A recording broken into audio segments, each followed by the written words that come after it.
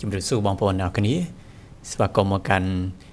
មេរៀនបន្តទៀតថ្ងៃនេះយើងសិក្សាអំពីលក្ខណៈនៃមនុស្សជាតិមានសិល្បករដ៏ល្បីល្បាញនៅលើពិភពលោកម្នាក់បានចំណាយពេលរាប់ឆ្នាំដើម្បីបង្កើតស្នាដៃដ៏អស្ចារ្យបំផុតរបស់ខ្លួននោះគឺជាកញ្ចក់ឆ្លុះដែលមានទំហំធំប៉ុនរូបមនុស្សដែលឆ្នៃចេញពីត្បូងពេជ្រដ៏ធំមួយគ្រាប់យ៉ាងល្អឥតខ្ចោះកញ្ចក់នេះមិនមែនគ្រាន់តែរចនាឡើងដើម្បីឆ្លុះបញ្ចាំងពីរូបភាពប៉ុណ្ណោះទេប៉ុន្តែវាត្រូវបានបង្កើតឡើងដើម្បីជះពន្លឺចេញពីស្ទូឌីយោរបស់សិល្បកររូបនោះទៀតផងដោយស្រូបយកនៅរាល់ពណ៌នៃពន្លឺព្រះអាទិត្យនាពេលព្រឹកព្រលឹមហើយកញ្ចក់នោះគឺជាចំណុចកណ្ដាលនៃវិចិត្រសាលដែលមានភាពស្រស់ស្អាតនិងស៊ីចង្វាក់គ្នាបំផុតជាមួយនឹងអ្នកបង្កើតវាមកប៉ុន្តែជាអកុសលថ្ងៃមួយចោរបានលួចចូលក្នុងវិចិត្រសាលនោះកញ្ចក់នោះមិនត្រូវបានចោរលួចទេប៉ុន្តែវាត្រូវបានគេវាយបំបែកវាមិនបានបែកខ្ចាត់ខ្ចាយខ្ទេចខ្ទីនោះទេប៉ុន្តែវាមានស្នាមប្រេះស្រាំយ៉ាងជ្រៅនិងខ្វាត់ខ្វែងរីករាលដាលពេញផ្ទៃកញ្ចក់នោះដូច្នេះពេលនេះប៉ះសិនបើអ្នកសម្លឹងមើលទៅក្នុងកញ្ចក់នោះអ្នកនៅតែអាចមើលឃើញពីវត្ថុបំណងដើមរបស់វាប៉ុន្តែរូបភាពដែលឆ្លុះបញ្ចាំងមកបានខូចទ្រង់ទ្រាយទៅហើយពន្លឺដែលធ្លាប់តែចែងចាំងយ៉ាងស្រស់ស្អាតពេលនេះត្រូវបានបំបែកជាបំណែកហើយកញ្ចក់នោះលែងអាចឆ្លុះបញ្ចាំងរូបភាពដ៏ស្រស់ស្អាតដោយដែលវាត្រូវបានបង្កើតឡើងតាំងពីដំបូងឡើយទៀតហើយជាស្ដែងកញ្ចក់នោះត្រូវបានគេហៅថាជាស្នាដៃឯករបស់សិល្បករនោះហើយវានៅតែមានតម្លៃមហាសាលប៉ុន្តែវាបានខូចទ្រង់ទ្រាយបងប្អូនទាំងអស់គ្នាដឹងទេយើងទាំងអស់គ្នា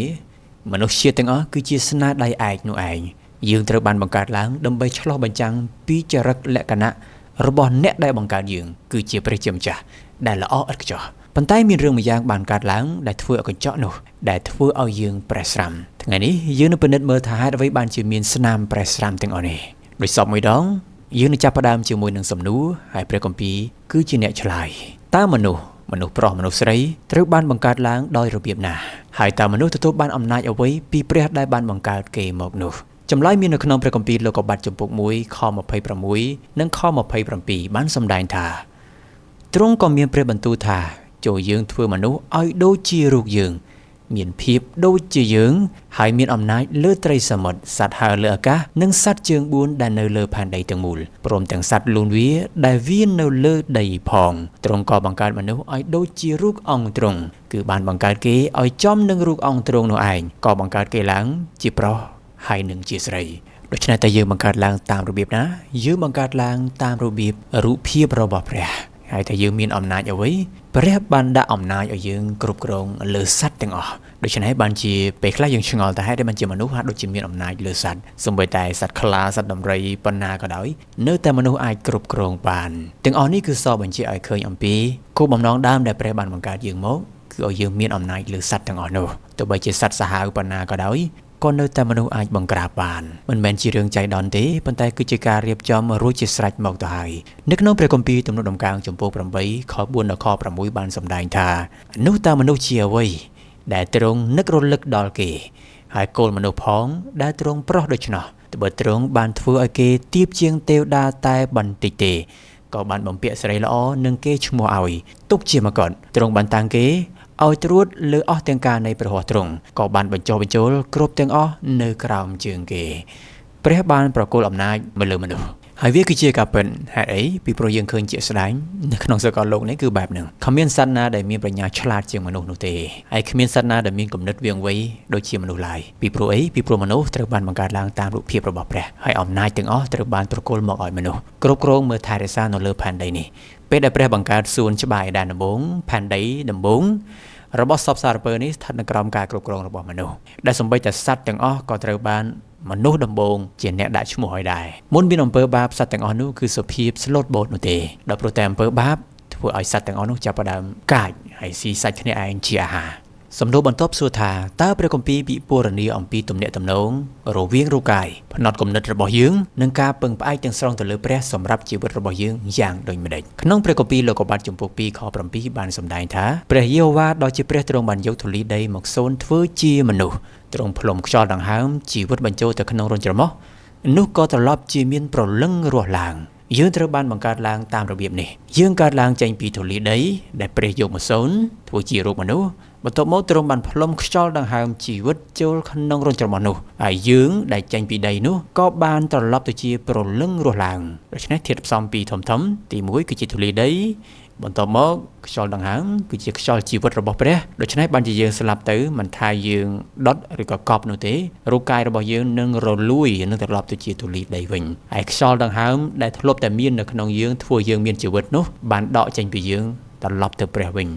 ឆ្នៃបានជាយើងបាត់បង់ជីវិតខ្មែរយើងតែងប្រើពាក្យថាអូបាត់ដង្ហើមគឺស្លាប់នឹងឯងនៅពេលដែលធាតុទាំងពីរបានផ្សំឡើងដីខ្យល់ដង្ហើមរបស់ព្រះនោះក៏មានព្រលឹងរស់ឡើងតើព្រលឹងគឺជាអីព្រលឹងគឺជាមនុស្សនឹងឯងពីព្រោះព្រលឹងរស់ឡើងដូច្នេះបានជាពុកម្ដាយខ្លះគេតែងនិយាយថាអូកូននេះមានព្រលឹងប្រលះបានន័យថាកូននេះគឺរស់រវើកកូននេះគឺមានព្រលឹងនឹងឯងព្រះគម្ពីរកិច្ចការចំពុក17ខ25 26បានសម្ដែងថាក៏មិនបាច់មានដៃមនុស្សបម្រើទ្រង់ដូចជាទ្រង់ត្រូវការអ្វីនោះផងដែរត្បិតគឺទ្រង់ដែលបានផ្គត់ផ្គង់ដោយព្រះអង្គទ្រង់ឲ្យគ្រប់អស់ទាំងជីវិតមានដង្ហើមគ្រប់ចម្ពោះត្បិតគឺដោយសារទ្រង់ហើយដែលយើងរាល់គ្នាបានរស់កម្រើកហើយមាននៅផង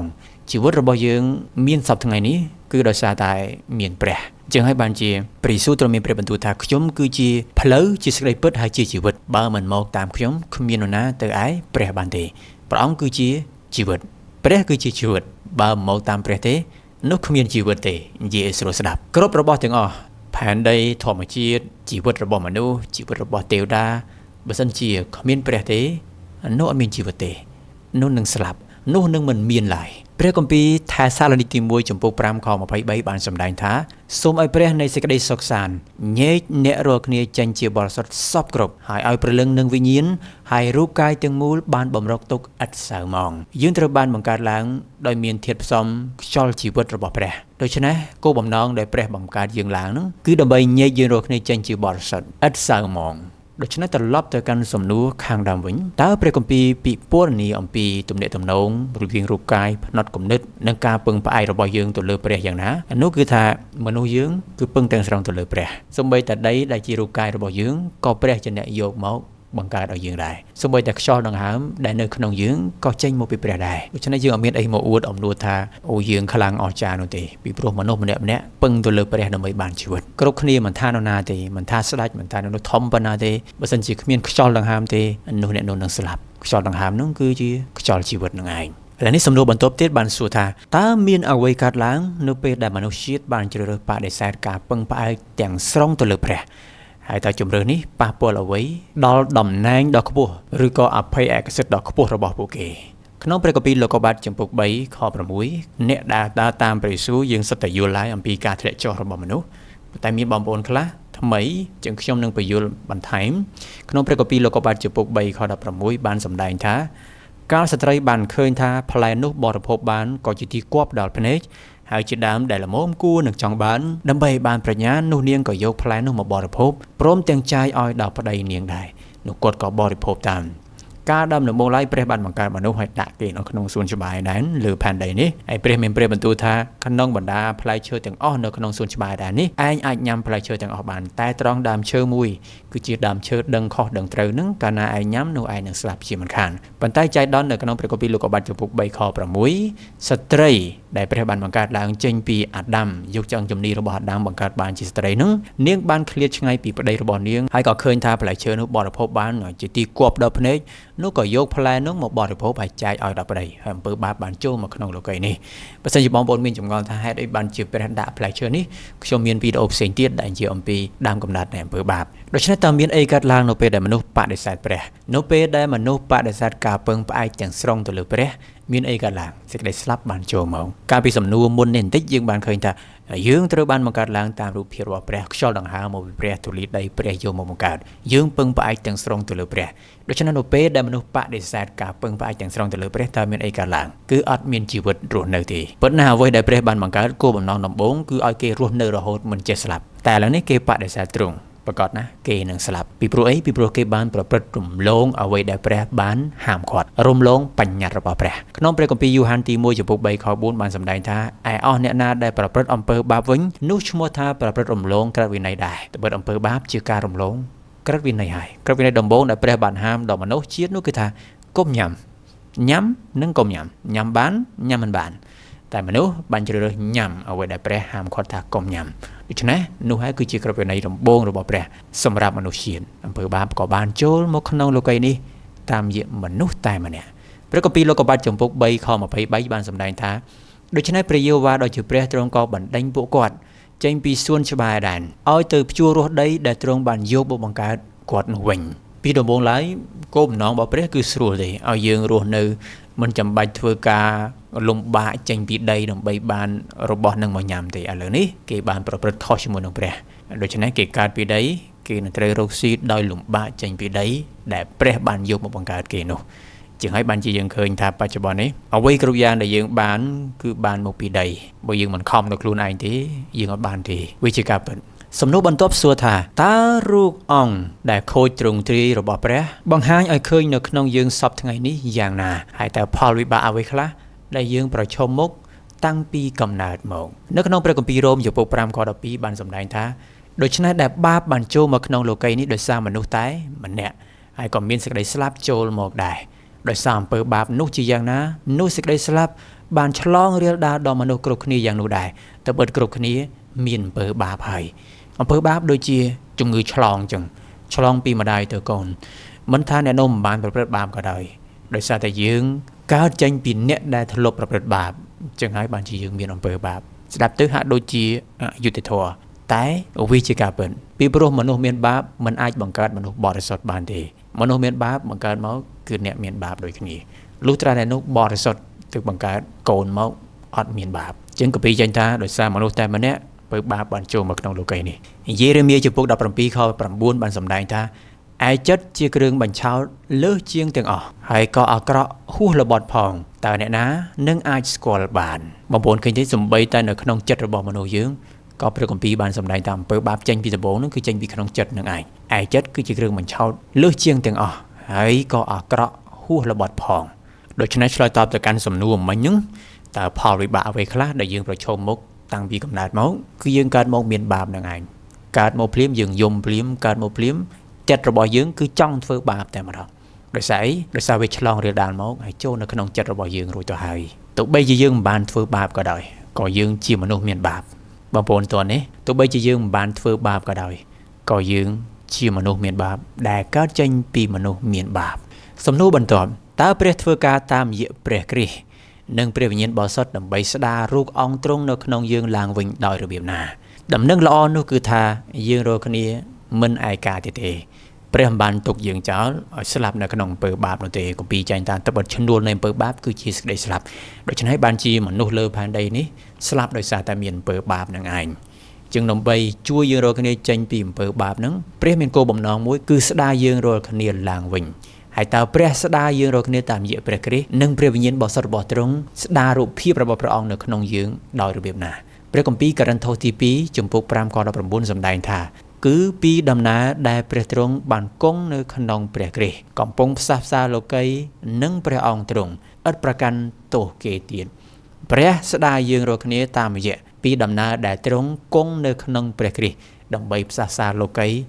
និងព្រះអង្គទ្រង់ដោយសារអំពើបាបយើងត្រូវបានខណ្ឌញែកព្រះហើយនឹងមនុស្សត្រូវបានខណ្ឌពាក្យកដាលមានអ្វីមកខណ្ឌយើងមិនអាចចូលទៅព្រះបានទេតែឥឡូវនេះយើងអាចចូលទៅឯព្រះបានតាមរយៈរាជបុត្រារបស់ព្រះគឺព្រះយេស៊ូវគ្រីស្ទផ្សះផ្សាយើងរាល់គ្នាទំនុកដំកើងចំពោះ51ខ10ចែងថាអរព្រះអង្គអើយសូមបង្កើតចិត្តបរិសុទ្ធនៅក្នុងទូបង្គំហើយកាយវិញ្ញាណក្នុងទូបង្គំឲ្យត្រឹមត្រូវឡើងព្រះគម្ពីរកូរិនថូសទី2ចំពោះ5ខ17បានជាបារណានៅក្នុងព្រះគ្រីស្ទនោះឈ្មោះថាបានកើតជាថ្មីហើយអស់ទាំងសេចក្តីចាស់បានកន្លងបាត់ទៅហើយមើលគ្រប់ទាំងអស់បានត្រឡប់ជាថ្មីអ្នកណានៅក្នុងព្រះគ្រីស្ទបានត្រឡប់ទៅជាថ្មីហើយដោយសារអីដោយសារព្រះបានស្ដារយើងរាល់គ្នាតាមរយៈព្រះយេស៊ូវនៅក្នុងយើងឲ្យយើងរាល់គ្នាបានត្រូវរើជាមួយនឹងព្រះវិញយើងរាល់គ្នាមានបាបមែនទេបងប្អូនយើងមិនអាចចូលទៅកាន់ព្រះបានទេហើយយើងមិនអាចពឹងបុណ្យកុសលដែលយើងខំធ្វើនឹងដើម្បីចូលទៅព្រះបានទេពីព្រោះយើងនៅក្នុងអំពើបាបរួចទៅហើយដូច្នេះដើម្បីស្ដារយើងត្រឡប់ទៅឯព្រះវិញបានគឺត្រូវមានអ្នកតំណាងម្នាក់ហើយអ្នកតំណាងនោះគឺជាអ្នកដែលគ្មានអំពើបាបនោះឯងគឺជាព្រះយេស៊ូវគ្រីស្ទដែលយកកំណើតជាមនុស្សនោះឯងសំណួរចុងក្រោយនៅក្នុងមេរៀននៅថ្ងៃនេះតើការត្រាស់ហៅរបស់យើងជាអី តាក់ទងទៅនឹងព្រះតាក់ទងជាមួយមនុស្សនិងពិភពលោកជុំវិញខ្លួនយើងព្រះគម្ពីរយូហានទី1ចំពោះ4ខ11បានសម្ដែងថាស្ងួនភ្ងាអើយយើងត្រូវស្រឡាញ់គ្នាទៅវិញទៅមកត្បិតសេចក្តីស្រឡាញ់មកពីព្រះបើព្រះបានស្រឡាញ់យើងរាល់គ្នាជាខ្លាំងទាំងម្ល៉េះនោះយើងត្រូវស្រឡាញ់គ្នាទៅវិញទៅមកដែរគម្ពីរលោកុបាទចំពោះ2ខ15ព្រះយេហូវ៉ាដ៏ជាព្រះទ្រង់បានយកអាដាមដាក់ក្នុងសួនច្បារដែនឲ្យគាត់ធ្វើការថែរក្សាគោលបំណងដើមរបស់ព្រះគឺថែរក្សាយើងទៅថែរក្សាអ្នកដែលនៅជុំវិញខ្លួនយើងឲ្យគេមានទំនាក់ទំនងជាមួយនឹងព្រះឲ្យគេស្គាល់ព្រះស្ដារគេឡើងវិញដូចជាយើងត្រូវបានស្ដារដោយព្រះដូចគ្នាយូហានទី1ចំពោះ4ខ20បើអ្នកណាថាខ្លួនស្រឡាញ់ព្រះតែស្អប់ដល់បងប្អូនវិញនោះអ្នកនោះជាអ្នកកុហកត្បិតអ្នកណាដែលមិនស្រឡាញ់បងប្អូនដែលបានមើលឃើញទៅហើយនោះតែធ្វើដូចម្ដេចឲ្យស្រឡាញ់ដល់ព្រះដែលមើលមិនឃើញបានបើយើងថាយើងស្រឡាញ់ព្រះយើងជាអ្នកជឿព្រះតែយើងស្អប់បងប្អូនដែលនៅជុំវិញរបស់យើងនោះបញ្ជាក់ថាយើងមិនបានស្រឡាញ់ព្រះទេពីព្រោះមនុស្សយើងមើលឃើញយើងមិនចេះស្រឡាញ់ផងហើយតែយើងអាចស្រឡាញ់ព្រះដែលយើងមើលមិនឃើញបានដោយរបៀបណាសូមអរគុណច្រើនសូមព្រះប្រទានពរសង្ឃឹមថាវីដេអូនេះនឹងបានជួយបងប្អូនអ្នកគ្នាបន្ថែមទៀតសូមព្រះប្រទានពរជួបគ្នាវីដេអូក្រោយ